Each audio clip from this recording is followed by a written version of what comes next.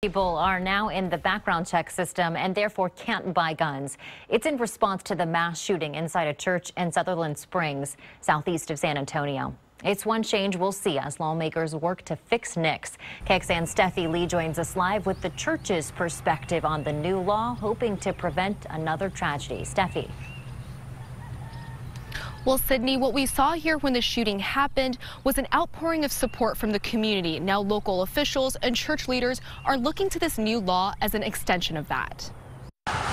This community is a slice of what America should be and a slice of what America used to be. As this flag rose, so did the First Baptist Church's hope. 26 people lost their lives and 20 more, their lives were forever changed. It flew in Washington the day the Fix NICS Act passed both chambers of Congress and was signed into law by President Donald Trump. But what is within our power is to take reasonable, necessary steps to make sure that criminals can't acquire firearms by lying at the point of purchase. Compassion turning into action.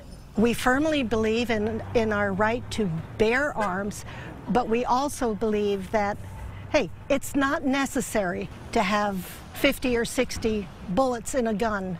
Pastor Pomeroy says every day is a step towards healing. This week, he also announced plans to open up a new church here. I think that's one reason why God choreographed this to happen as it did, so that we can all see that he's still on the throne. Cornyn admits the nation's leaders could do more. I like to think that this is a solution, not a complete solution. What we need to do is, I think, perhaps pass an additional law that makes that a criminal offense, to lie and then attempt to buy. We also know that there's a lot of work that needs to be done in treating people with mental illness. But beyond laws, love, strength, and prayer are what you'll see when driving through Sutherland Springs. We're growing as a family. The new worship center is scheduled to open here in May of next year. Sydney? All right, Steffi, thank you. We reached out to the Texas Rangers to find out where their investigation into the church shooting stands. So far, we haven't heard back, but the ATF, which was also involved, tells us that their part of the case is closed.